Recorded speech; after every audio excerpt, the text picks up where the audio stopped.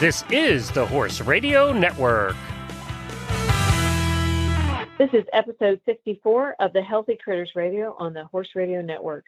Healthy Critters Radio is brought to you by Biostar US. Find them online at biostarus.com. On today's show, we share tips on keeping riders and dogs cool during the summertime. In Tiggerpedia, Patty asks how to start a compost. In Critter Nutrition, Tigger shares information on helping horses recover during the summer heat. And in Coffee Clatch, we share our favorite dinosaur breeds. Listen in.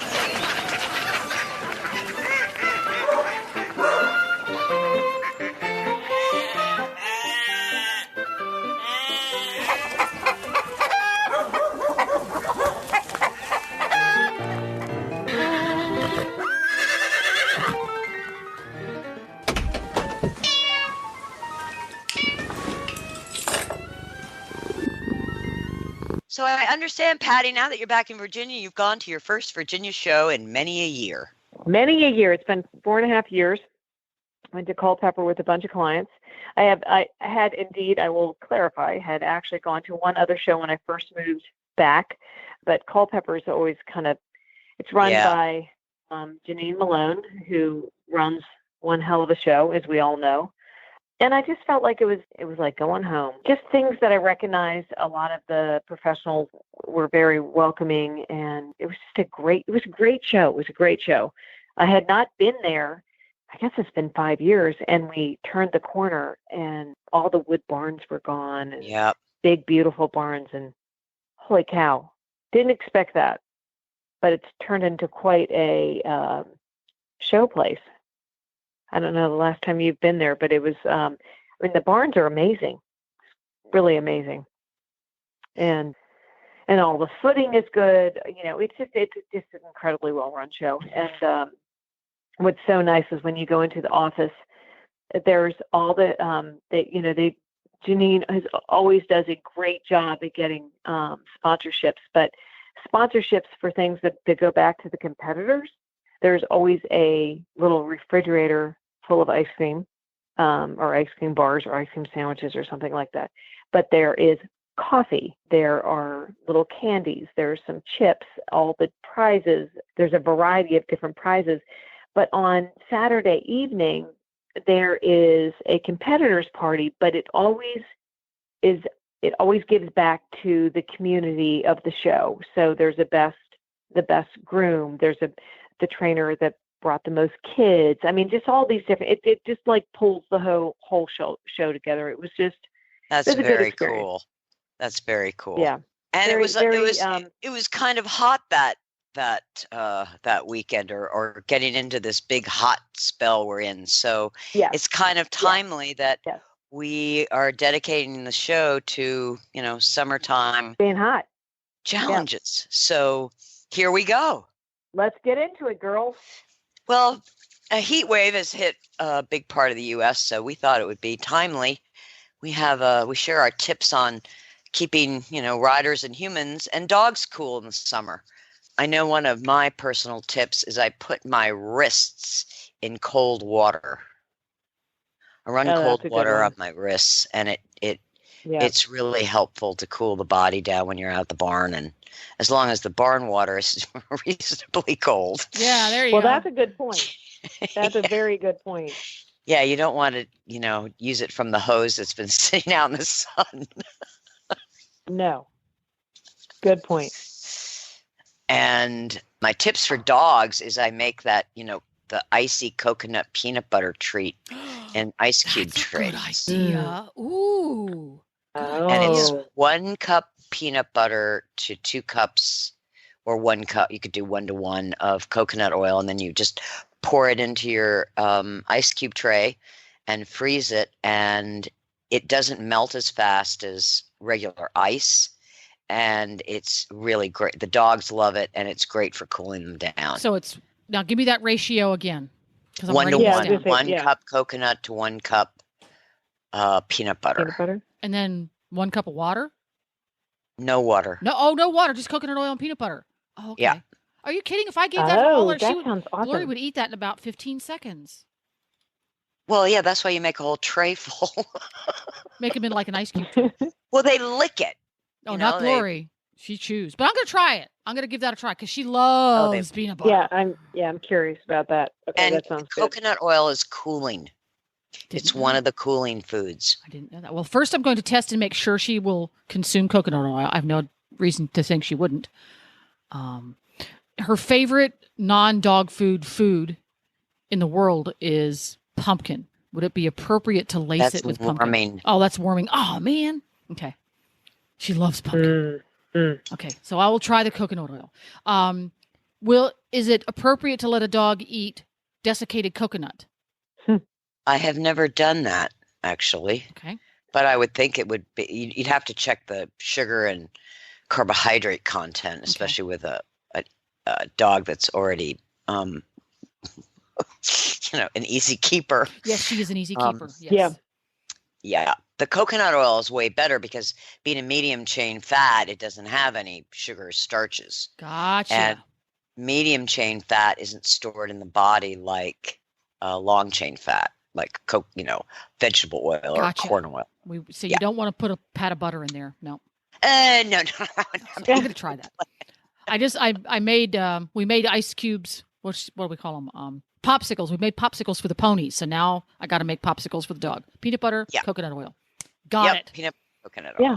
Perfect. And there's good. it at Whole Foods. Now there could be other stores that sell it, but there's this wonderful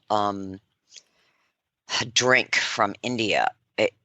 It's called lassi, not lassi, Lassi, and it's a fermented yogurt that's in a liquid with a very, very, very high probiotic count.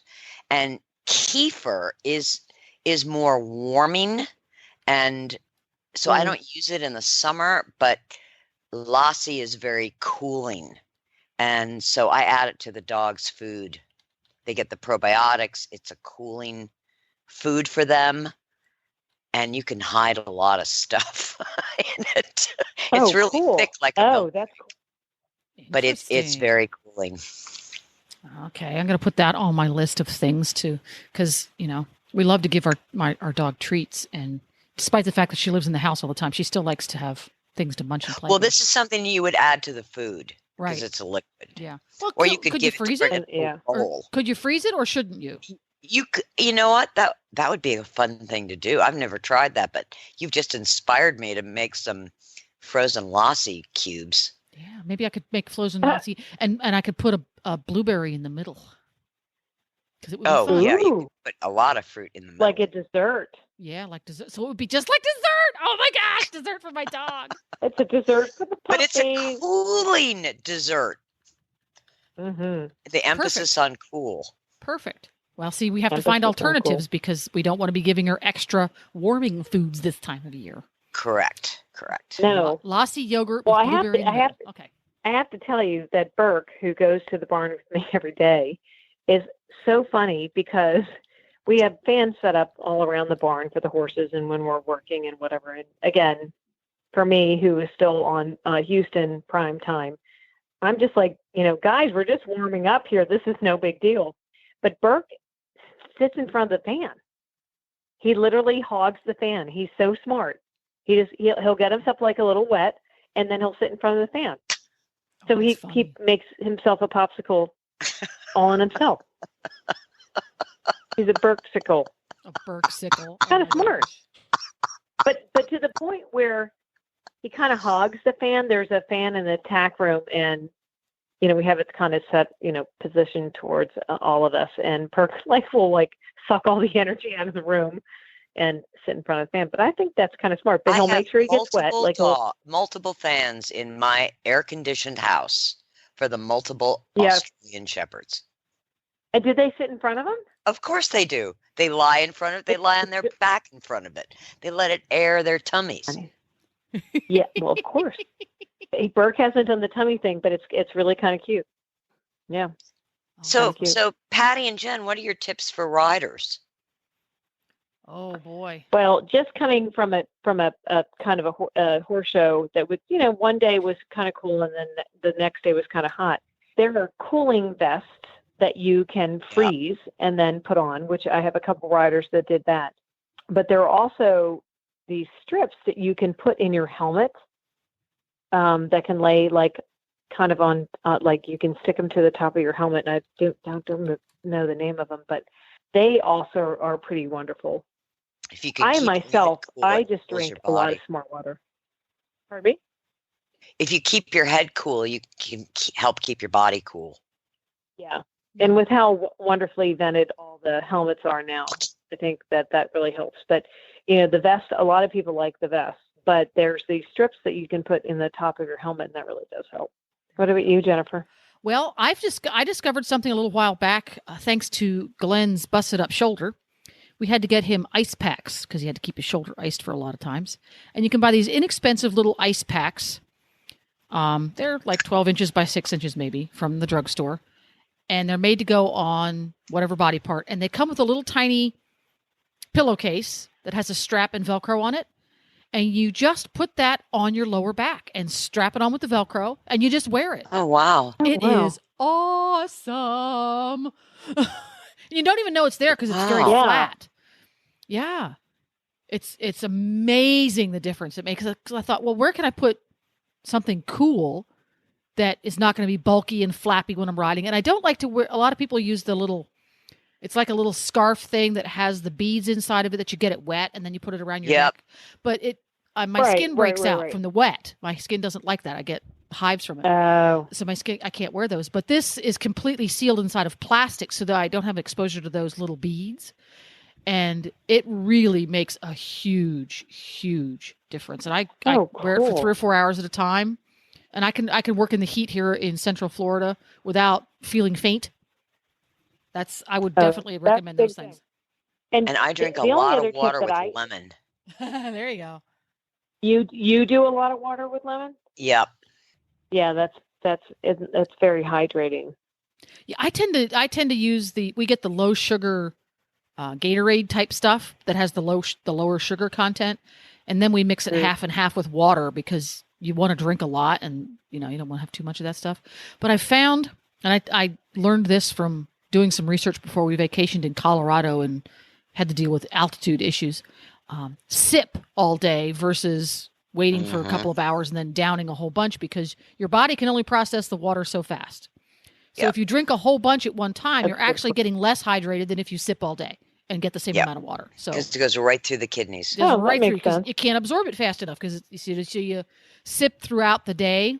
And Glenn and I each had invested a whopping $12 or so in a good quality insulated sippy cup that you can fill full of iced beverage. And it's even in the heat, it stays cold all day long. So it's right there. You don't have any excuses.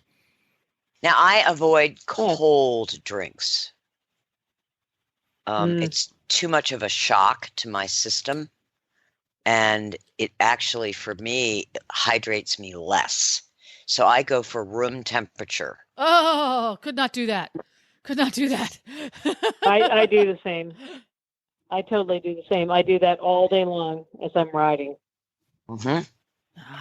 I like the cold stuff because I tend to not drink it at all unless it's cold. So because I'm terrible, I don't drink nearly enough. Wow, that's surprising living in your climate. I know. I've always been one to not drink enough. Now for the dogs, one of the things I noticed because we have a dog that comes and visits us every day. His daddy goes off to work, and he lets himself out of his home and crawls under the fence and comes to visit and hangs out at our house all day, every day. We're like day camp. Yeah. And we're happy to let him do that. And we told his daddy that we're happy that he hangs out with us all day long because trying to keep him in the house just causes him to destroy the house. So we would much rather he comes to visit us, and he's very happy to do so. And dogs will tend to gravitate towards sand in the hot weather. There's something about being able to zhuzh a little hole into a sandy, shady spot that dogs seem to really go for. So if you don't have a sandy spot in the shade, maybe you can make one for your dog that hangs out at the barn all day. I will say that dogs that are not in a sandy soil also seek out digging in the dirt under a tree. There you go. Dig a little hole. The only reason I'm laughing is today I kept yelling at Bert, don't dig there. Don't do that yet. Because it's cooler there. I mean, you just get a few sure. inches into the ground and it's way cooler. And I guess the key being a shady spot versus a spot that's in the direct sunshine where they're just going to sit there and bake. Oh, I mean, anyone who would leave a dog now out. Where do you? Well, sometimes they're outside because they want to be outside and they're just too stupid to sit in the shade. Well, really? Oh yeah. Some dogs aren't as bright as others. There hasn't been natural selection in certain breeds for a very long time. But where do you weigh in? I'm pretty sure I know, but where do you weigh in on clipping dogs with heavier coats? Well, I can say you don't do that with an Australian Shepherd. All right. Because they have a double coat, right? Which is the furry stuff inside. They are and the long double stuff. coated. Okay. I know some people. I've had a lot of Nordic breeds: Samoyeds, Malamutes, wolf hybrids. I never clipped them. Yeah. Ever. And for me, they're designed that way. Yeah. What's been your designed experience, Patty? Right. Exactly. And for me, who has truly been in the hottest place on earth, that would be Houston, Texas. People. I really. Yeah. Yes, I really believe that you kind of leave them alone. I mean, some people, if someone's going to clip their dog, I don't in any way condone that, but just make sure you keep them inside because you've just taken away their natural insulator. If someone wants to do that, I don't think that's a big issue as long as you protect them and keep them inside. But they're going to get colder than normal in this type of weather because I've always felt like dogs that have these big coats, or I had a couple of people that had Australian Shepherds that were clipping them, and they would then put them inside, and then they would get like incredibly cold when it was so hot outside because their thermostat gets a little bit screwed up because you've taken that natural instinct away from them being able to balance that. But I'm with you, Tigger. I just don't want to take away, because animals are more adapted to handle these things, and then if we start altering their state, it makes it harder for them to be able to figure that all out. And I mean, there's certain breeds like poodles and stuff that sure they're kind of designed to be clipped.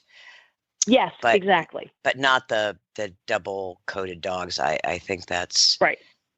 I think that's a mistake, and their coats never really come back to what they were. Yeah, I agree. So if any of our listeners out there, if you've got dogs or tips to keep your dog cool, like ice cubes in their drinking water and things like that, go to healthycrittersradio.com and let us know. Oh, I can't wait to hear about it. Yay. Me either.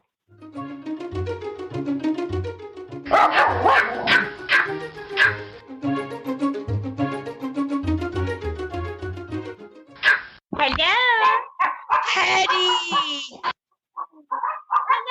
It is me, Hedwig. You've upset me now, so I'm going to bark at you in a mad way.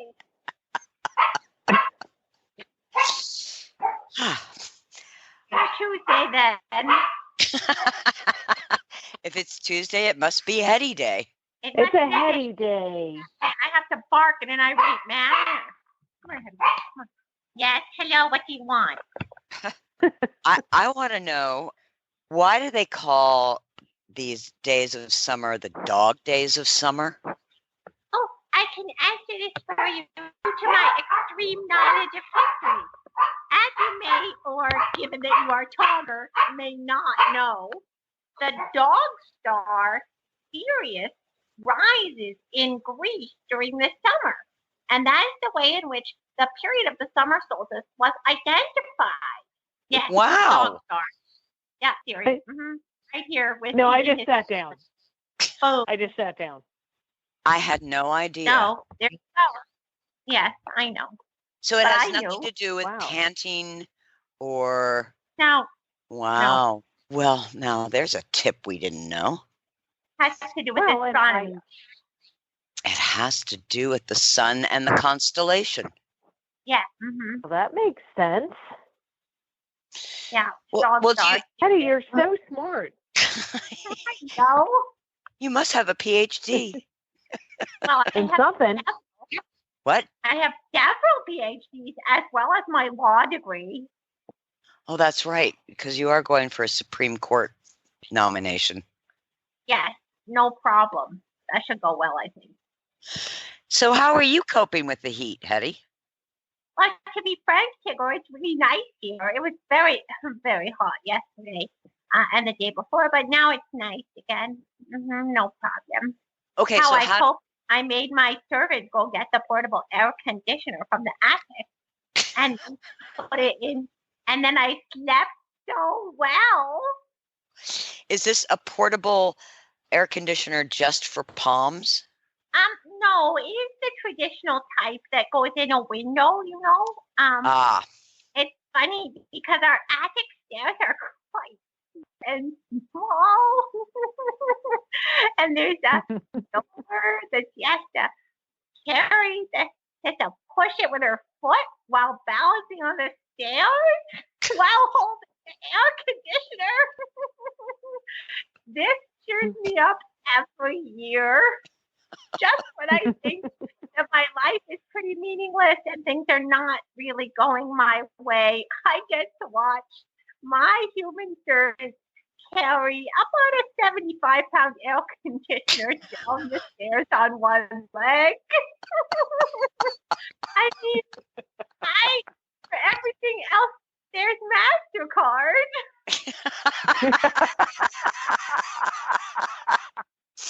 I fill my heart with joy. Do you know that in the distant past, before I was born, I know, a sad time, my servant was helping a friend, as though she has friends, move out of an apartment in a city called Baltimore. And it was very hot there, very hot, yes, very hot. And the friend lived on a high floor. And they moved everything else out, everything else.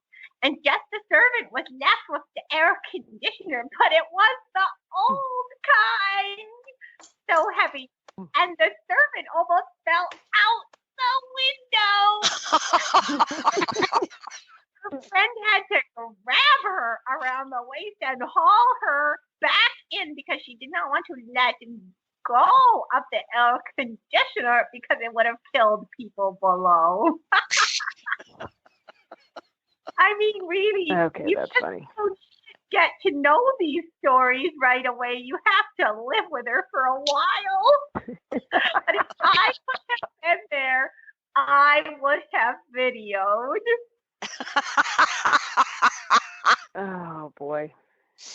Well, thanks, Hetty, for the Thanks, illumination Hetty. of dog days of summer and why one should never try to retrieve a air conditioner out of a window by leaning over the window and trying to keep a air conditioner from falling on somebody's head. Yeah, they used Or at to the be very heavy. least, Let's just say it's a two-person operation. 2 humans should be involved. it's a two. Yes. And Yeah, I think just make sure if you're doing it that Hetty's not there watching because she's going to talk about it later. And video it. And video. But the metal And ones, video it. they were a menace. Well, thanks, Hetty. I'm glad you're now cool with your Thanks, air Hetty. conditioner. Me too. Thank you so much. Bye, Hetty. Talk to you soon. Bye. Bye, Hetty.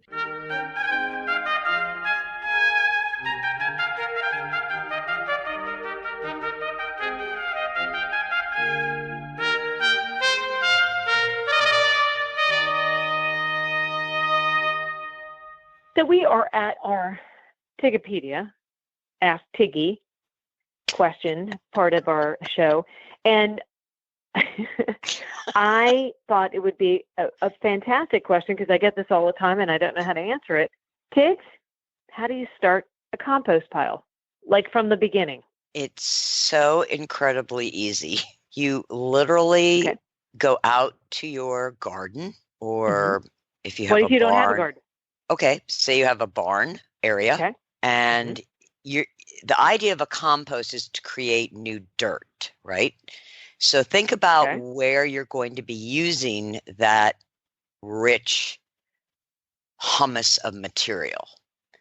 If you don't have a vegetable garden, or you have a flower garden, so you first have to figure out where you're going to use the dirt. because you want the compost Okay. in relatively close to where you're going to be using it. So I'm using, for an example, let's say you decide, Patty P, that this year you're going to have a small vegetable garden. Mm-hmm. And maybe it's going to be like mine is, very close to the barn. Okay. It makes manure very convenient to get on the garden Yes. when you need it. And you're going to take an area 3 feet by 4 feet to start with. You can put chicken wire around it. You can have Peter build you a little box if you want. I don't do anything that fancy. I just Okay. delineate, this is the compost. The compost itself needs to be on the ground, not on concrete, not on asphalt, because you need the soil microbes to break it down. Okay. So we move our compost every year. So right now it's in a certain corner where it hasn't been before because we need to revitalize that part of the garden. So Okay. it's not delineated by anything other than this is the spot. Okay. All right. That's perfect. But this is perfect. Okay. The dogs know not to go to it. They've been trained. If you've got dogs that will get into your, leftovers, chicken wire makes a really easy fencing in a Deterrent. 3-4 foot area. And the key with a compost is what you put in it and what you don't put in it. Okay. So you would not put dog or cat feces. Okay. Why? They take a little bit longer to break down, and they add a tremendous smell, which can attract less than desirable other animals. Okay. You don't put bones, and you don't put meat. Now, the solution for your bone meat waste, take the bones and make bone broth in your crock pot. Mm-hmm. But you're not going to compost them, but you're going to get good nutrients out for the dogs. And for the meat, make sure you have some chickens because they're omnivores, they're little dinosaurs, and they'll be happy to eat the leftover meat. Okay, that's good to know. I look at it as a green and brown combo in terms of what I'm adding. So grass clippings, leaves, stalks, vegetable and fruits, weeds. When I'm weeding, I put it in the wheelbarrow and then dump it on the compost pile. I bed in straw, so I get excess straw that I'm going to sweep up. It goes into the compost. You can put shredded paper. You can put pieces of cardboard. You can break up. It breaks down in about 2 weeks. Really? Yeah, so you could take an Amazon box and break it down and add it to the compost. You can add manure. Okay. What you don't want to add is, as I said, the meat, the, dog or cat waste, and anything that has been treated. If you treat your lawn with an herbicide, do not put those grass clippings into the compost because they affect the soil microorganisms to their detriment. Right. So basically, yeah. If somebody were in like a neighborhood, they really could do a very small compost. Oh, absolutely. Okay. Now, the key with compost is heat and moisture. Okay. That's what speeds the breakdown of the plant and vegetable material. So, we're having a pretty rainy so far spring, summer here in Virginia. So, there hasn't been any need to water the compost. But if you went a week or two without any water, any rain, you would want to be watering your compost to help break it down. Okay. So water is an important factor in creating good soil. Okay. And then go ahead. What I was going to ask, so about how long does it take to make a compost pile that you can use for something? It depends on what percentage of matter you have in it. Okay. So in other words, cardboard box will break down in about 2 weeks. Okay. The grass clippings break down in, I would say, 2 months, maybe shorter, depending on how hot it is. But when we do a compost, we're looking at a 6-month span. Okay. So if you're looking for the spring, start it, in August. But we just keep ours going year round. We just move it. Okay. So that's a good question. So what do you do with it in the winter? It's dormant, right, at that point. Mm-hmm. But we just keep adding to it. Okay. All right. And then once the spring and summer come around, it just kind of starts breaking down. to work. Yeah. Okay. Okay, I have a question. Well, I think that's, yeah. And you can layer it in the winter with straw and manure from mucking a stall, or sawdust and manure. Just, add it to the pile. That stuff breaks down pretty fast. Yeah. So what about turning the compost heap over? Because you read about how it has to be turned every X number of days and all this kind of nonsense. So right. Okay. When you're dealing with something that is a 3 foot by 4 foot area, when we turn stuff, it's the big manure pile, because we keep adding to it, right? We have a number of horses. We're mucking stalls every day. That has to be turned for breakdown. But the little pile that you use with your vegetable garden? No, just as long as you keep it watered. Got it. I mean, maybe you want to stick your pitchfork in it instead of mush it around. Move stuff around, but it's a no muss, no fuss thing. Wow. And you don't want to add. There are things, you can add wood ash in the winter from fireplaces. Yeah, we used to burn wood to heat the home, and that's where we put all the ashes. Was in the compost. Oh yeah, plants love it. Yeah. Everything went into the that was our recycling center. Everything went in there. Yep. Yeah, I know that there are, places where, they don't want you to have chickens and they don't want you to have compost.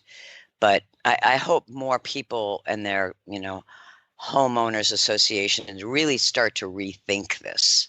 Even if they do a community compost. Yeah. That's a great idea. And a community vegetable garden. Yeah. Yeah, I'll pass on the vegetable garden, but I will absolutely contribute to the compost heap, because when I try to grow vegetables, it's always an embarrassing failure. But I'm happy to contribute to the compost heap. Well, I would say probably the vegetable challenges have a lot to do with the soil in Florida.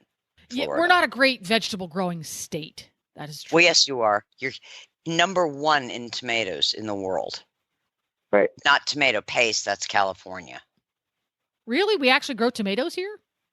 Yep. You grow tomatoes and you use 42 different pesticides and herbicides. Well, that just doesn't make me feel any better about it, Tigger. Come on. Way to burst my bubble.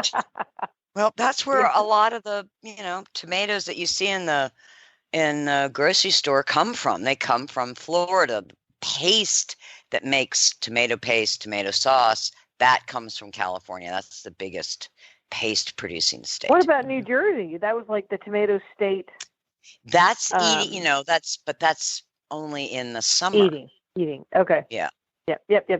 And they are pretty darn good. There's a great book called Tomatoland. It's written by a New York Times investigative reporter. And it starts out, he's driving down to see his parents in Naples, Florida. And he's on I-75. And this truck passes him going, 75 miles an hour with all these tomatoes. And one or two tomatoes fall off the truck going 70 miles an hour. And they don't break. Oh. And that's what he went, wait a minute, what is going on with tomatoes? Yeah. So he wrote this book called Tomatoland, which is all about Florida and from all the pesticides and herbicides to the migrant workers and how enslaved they are. I mean, in terrible living conditions, and sort of the company store attitude where you owe more money to the company store than you're actually getting paid, so you're always in debt to the grower. Mm. It reads like sort of Indiana Jones of tomatoes. There we go. Coming to a theater near you soon. It's a really, really good book, and I think it's also available on audio. Tomatoland. Tomatoland. I've already looked it up and put it on my list. There we go. So I'm going to look it up. I'm going to look it up. So if you've got an amazing compost heap and some amazing things that you grew from your compost heaps, and for us, the things that grew in our compost heap were the volunteers. So when we throw old cucumbers in there, we would have cucumber plants, and we get to eat them. So it was literally recycling. Cool. It was awesome. Cool. Oh, that happens all the time if you put them in the compost heap, because there's always some horse manure in there too. So we really didn't even have to do anything with it. It was like, okay, let's abandon that one because it's covered with vegetables now, and let's start a new one. And then 6 months later, that one will be covered with vegetables. If you've got ideas or even pictures, put them over there on the Healthy Critters Radio we'd love Facebook. To see them on Healthy Critters Radio. Yeah.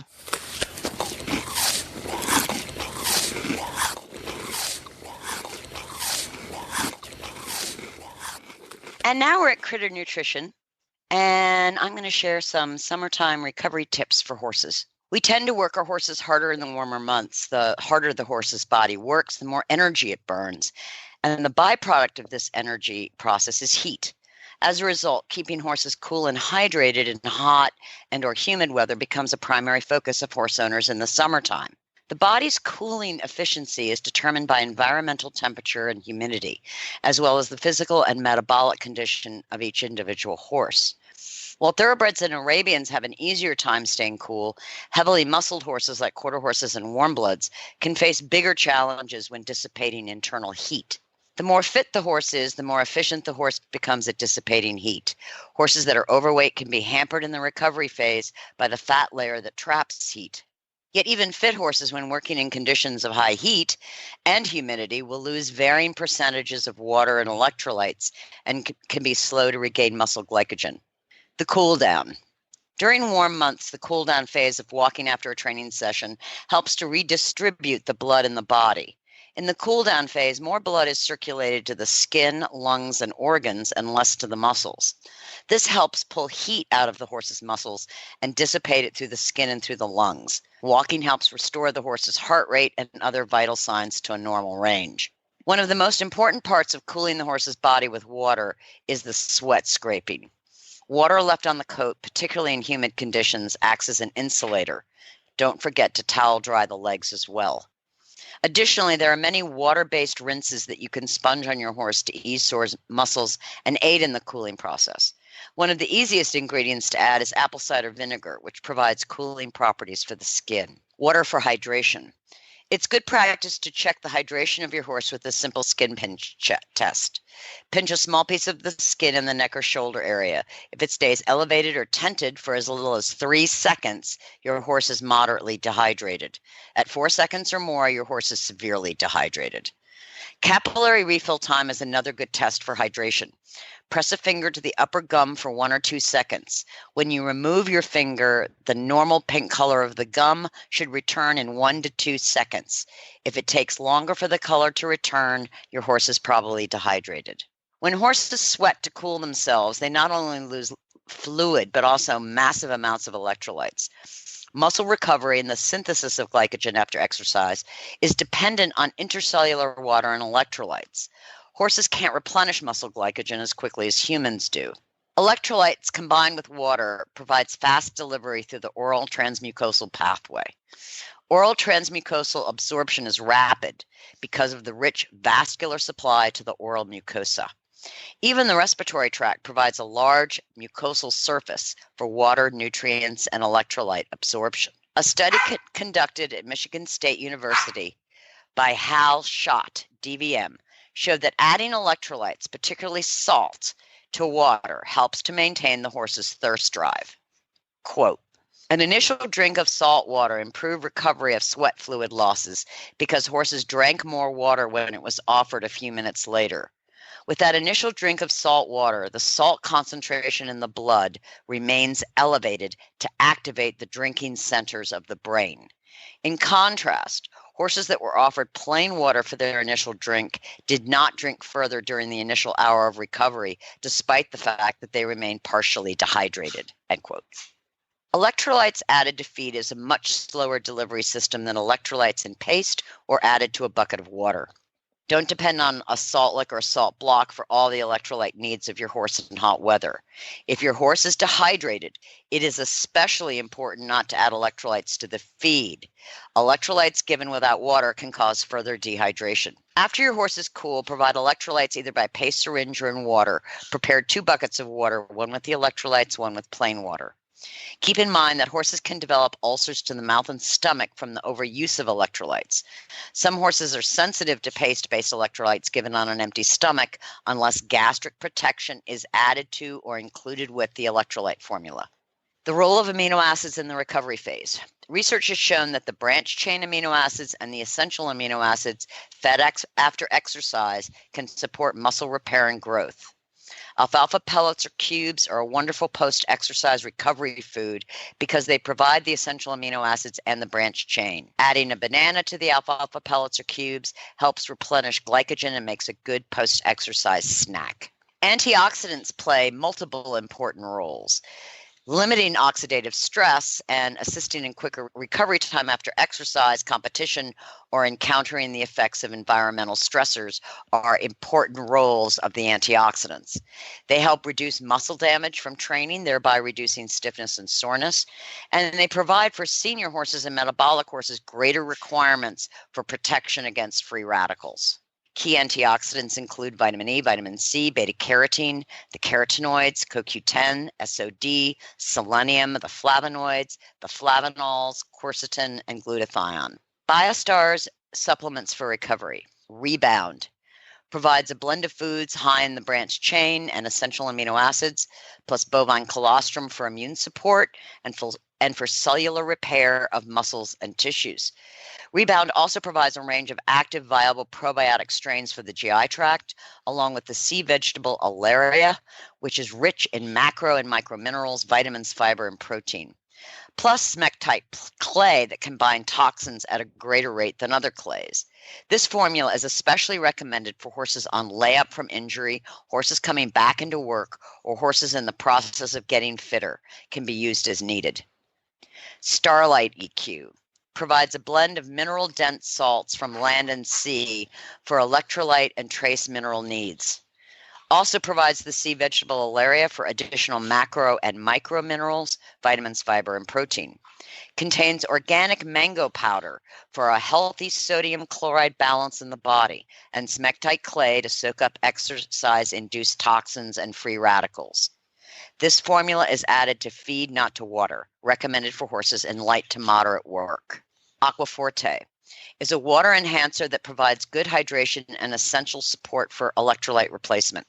The formula includes electrolytes from Celtic sea salt in the same ratio as sweat, mineral and vitamin support from the sea vegetable Alaria, cellular energy and CoQ10 support from the bioresin Shilajit, GI tract support from organic fennel seeds, and provides organic apple powder for antioxidant support. This formula is added to water for faster electrolyte replacement and hydration needs of the horse. Can be given to horses of all ages and levels of activity. Aquaforte is especially beneficial during periods of extreme heat and or humidity. Can be given as needed. Elixir is a comprehensive water enhancer for high-performance horses, formulated to address electrolyte needs, cellular energy support, antioxidant support, protection of the GI tract, and reduction of cortisol from stress. Elixir provides electrolytes from Celtic sea salt in the same ratio as sweat, mineral and vitamin support from the sea vegetable Alaria, and Shilajit for mitochondrial support and energy production, including ATP and CoQ10. Also includes organic holy basil for adrenal and glandular support, helping to normalize cortisol levels in the body. Medical grade microcrystallized aloe to coat the GI tract and protect intestinal mucosa.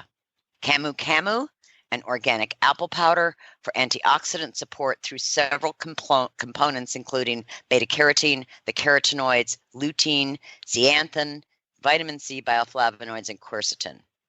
Elixir powder is added to water for fast electrolyte replacement, hydration, and recovery. The paste version of Elixir will be available in July 2018 and includes camelina oil for added vitamin E and organic barley juice powder for the super antioxidant SOD. The new normal. According to data based on research by James Hansen, a retired NASA climate scientist and professor at Columbia University, summer temperatures have shifted towards more extreme heat over the past few decades. His research showed that from 1951 to 1980, temperatures across a third of the northern hemisphere were near average or normal range. A third were considered cold and a third were considered hot.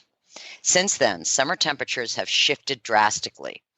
From 2005 to 2015, 2/3 of the values were in the hot category and nearly 15% were in a new category, extremely hot.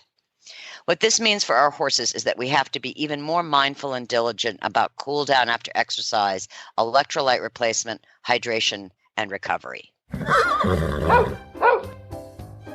Real horses and real dogs are healthier, perform better, and recover more quickly on real food. That's why Biostar empowers horse and canine owners with 100% whole food nutrition, supplements, and feeding programs. Biostar products are made at their own certified non-GMO facility in Gordonsville, Virginia, using real food ingredients that are raw, freeze-dried, or dehydrated, never cooked, and are free from artificial flavors, colors, soy, corn, wheat, and molasses. The Biostar product line includes a wide range of whole food, horse and dog supplements, treats, and unique artisan poultices that embrace the ancient and traditional uses of clay and plants. Visit biostarus.com today and learn about whole foods and canine and equine nutrition so you can make the best decisions about the care and health of your horses and dogs. That's biostarus.com. Whole food nutrition the way nature intended.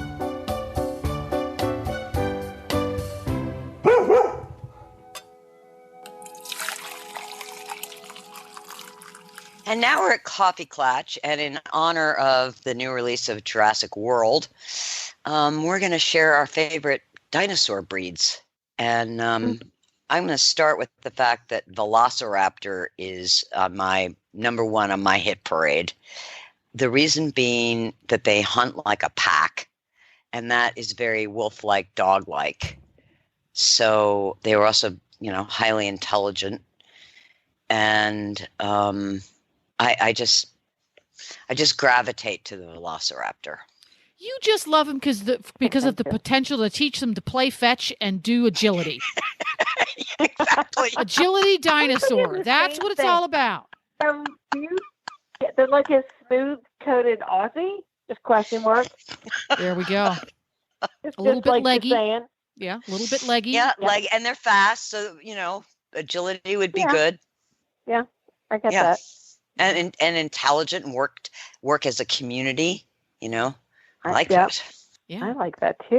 And if when you get one, it comes with a Chris Pratt, even better. Oh, amen to that. Amen to that, darling. Just saying. Hello. Yeah. Let's not go down that road today. My dinosaur of choice is what's the word I need? Because I'm not good at this whole science thing. Family of dinosaurs. It's not a specific species of dinosaur. It's the Archaeopteryx. And what's that? Archaeopteryx. Originally, I liked Archaeopteryx because I can say it and it sounds really cool. But I agree. The Archaeopteryx is a group of dinosaurs that were the transition between dinosaur and bird. Ooh. Oh, kind of cool. So they were later in the group. Yes, they were when they weren't quite dinosaurs, they weren't quite birds, they were somewhere in between, and there are a number of different ones that they've found now. But originally it was found in the mid-1800s because there was one feather in the fossil they're the record. ones that started getting the feathers. They had feathers, and more recent research seems to show that they probably didn't fly, but yes, they had feathers. So, of course, there's still lots of theories flying around, but It sounds Oh, really cool, cool. and they had feathers, so they weren't scaly and reptile-like. Win-win. Win. Total win. Yeah. Archaeopteryx. And I could probably spell it if I tried hard. Really? Yeah. That's impressive. That is impressive. There you go. How about you, Patty Perucci? Well, my son Ray has always been a big dinosaur fan, and he's had many that he's loved. He loved the T-Rex because they were kind of big head, short arms, kind of like the whole I'm a big bad dude thing. But he always loved the T-Rex. Me too. So I've always kind of leaned towards that because I just thought they were kind of cute and kind of different. But I don't know, there's something about them that's sort of like, I don't know, like who wouldn't want that in their backyard? Like look out there and, if you were going to have a compost pile, who wouldn't want a T-Rex there? Like, yeah, That's put right. that over here, put that over here, Excellent. right? They could be the director. Oh, a T-Rex would take care of my squirrel problem. Mine too. Ooh. Or some I think velociraptors T-Rex too. could take care of a lot yeah. of problems. Yeah. I'm Yeah. liking this more and more. So that's kind of Well, the kind of thing my about fave. the T-Rex is when you have chickens, you have little T-Rexes. And what is so cool about those movies that Spielberg developed about the Jurassic Park is the function of the legs, the locomotion of a dinosaur's legs is exactly the same as a chicken, and the feet of a chicken are like the feet of a That's T-Rex. a good point. That's a really good point. Well, that's why we know that, the dinosaurs went through an evolution and they eventually became birds. But the chicken is so close to being a T-Rex, and it's an omnivore. It eats anything. Now, it's missing its little claws, the little front feet. Mm-hmm. And it has wings, which, of course, T-Rex didn't have. But you watch a chicken run and you watch Jurassic Park and you go, oh my God. Been there, done that. Thing. That's kind of cool. Okay. And it's harder to see it with little birds, like goldfinches and cardinals. And, I don't really get the whole dino thing with them so much. But with a chicken. Right. And then think of things like ostriches. Again, it's the way they move. I mean, I could see an ostrich could have been a brontosaurus. That long neck, the long, Oh yeah, yeah. There's so many cool. I mean, I used to know so much more when Ray was younger. He was so totally into the whole thing, the whole dinosaur thing. But the learning about all of that is so fascinating. Just thinking about. I went to a lecture 20 years ago, maybe 30 years ago, in Arizona, and it was given by Jack Horner, who was the one who sat in the corner. No, Venus Curds and Whey. Yeah, no. Different guy. He is the paleontologist that first put forth the notion that dinosaurs were birds. Yeah. And that's who the character in Jurassic Park. Remember in the movie when they fly into and there's a site that they're excavating. Yeah. That character is Jack Horner. So I didn't know that. Yeah, so I attended this lecture. He was a paleontologist from Montana State University, and he was uncovering these sites that had these massive eggs, where the dinosaurs had laid their eggs, and up until that point, it had been assumed that was a reptilian, like crocodiles lay their eggs on the banks, so do alligators, and they assumed that was a reptilian thing. But he found evidence that the dinosaurs actually cared for their young, which, reptiles aren't really known to do. Right, because they kind of do their thing and they, Right. And interesting. And he's the one that made the connection with the formation of the hip and leg that it's the same as a bird's. So 30 years ago, he was, revolutionary in his thinking. That's pretty cool. It's really cool. And he was Yeah. the way he talked about how he, out there digging in Montana, and he found it, he's found one of the T-Rexes, and how when, they're scraping away all the sand and rock and the, you start getting the feel of the skeleton, and it really hit him. Well, this is more like a bird. Yeah. More bird-like than alligator-like. Yeah. Correct. Yes. Yeah. There you go. Yeah. And he's my hero partly because growing up, you never had dinosaur coloring books because it was pretty boring to color a dinosaur back in the day. They were all considered to be brownish, grayish, and bland. And Right. when Horner and some of his other scientists of that era came along and went, wait a minute, maybe they weren't plain old brown, Right. plain old boring, and plain old leathery. All of a sudden, coloring books and encyclopedias for children got more fun. Yay! Yeah. And Right. I give a lot of credit to the certainly the computer animated Jurassic Park movies, how they have brought the dinosaurs to life in ways to understand them that you just don't see when they're in a museum and it's just skeleton. Right. Yeah. Right. Yeah. You have How they've yeah, made that's them move and think and react. And I mean, when I watched the first Jurassic Park and I saw those brontosauruses grazing, it gave me a totally was different amazing. feel of dinosaurs. Yeah. So if I got to have a pet dinosaur, it would definitely be a velociraptor. There you go. I mean, miniaturized, So it's you kind know, of in the- 3 inches tall. yeah. Okay. And a So if garden you have fence. your favorite dinosaur, let us know on healthycrittersradio.com and share what your favorite dinosaur is. Thanks for listening, everyone, and thanks to our sponsor, Biostar US. You can find them online at biostarus.com. Get the Horse Radio Network phone app on iOS or Android by searching for Horse Radio Network in the App Store.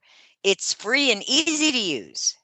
For details about today's show, go to healthycrittersradio.com, where you can find links, photos, and more information about our guests. As always, we love your feedback. Please follow us on Facebook under Healthy Critters Radio.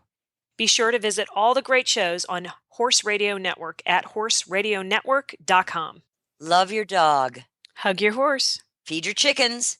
Clean your litter box. Dance with your goat. Slither with your snakes. Howl at the moon.